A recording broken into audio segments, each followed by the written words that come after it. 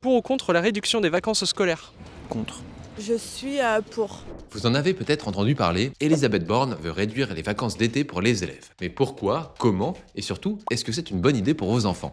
On vous explique tout. Pourquoi toucher aux vacances d'été? Elisabeth Borne, ancienne première ministre et ministre de l'Éducation nationale, a relancé l'idée début 2025. Selon elle, les vacances d'été trop longues creusent les inégalités scolaires. Et donc, elle voudrait les raccourcir d'ici l'été 2026. En gros, certains enfants décrochent complètement après 2 mois sans cadre scolaire, surtout ceux qui n'ont pas forcément de soutien à la maison ou qui ne partent pas en vacances. Et ce n'est pas totalement faux selon une étude de la DEPP. Les élèves de milieux défavorisés perdent plus rapidement leurs acquis pendant l'été, alors que les élèves favorisés continuent d'apprendre, que ce soit par la lecture, les voyages, des activités culturelles ou des cours de soutien scolaire. Donc, que prévoit le projet exactement? L'idée serait de réduire les vacances d'été de 2 semaines pour les ramener à 6 semaines au lieu de 8. Ces semaines seraient basculées sur l'année scolaire avec des journées allégées ou des semaines de pause supplémentaires. Mais les réactions sont partagées. Du côté des enseignants, certains sont favorables, mais d'autres s'inquiètent d'une réforme qui ne règle pas les vrais problèmes, comme par exemple les manques de moyens ou les effectifs trop chargés. Les syndicats du tourisme sont eux aussi sur le pied de guerre. 2 semaines en moins, ça a un gros impact économique pour les zones touristiques. Mais ce qu'il faut retenir, c'est qu'en 2025, rien ne change. Pas besoin d'annuler vos vacances à la mer, cette réforme est prévue pour 2026 et il faut encore qu'elle soit acceptée. Et vous alors, qu'en pensez-vous? Pour ou contre cette réforme?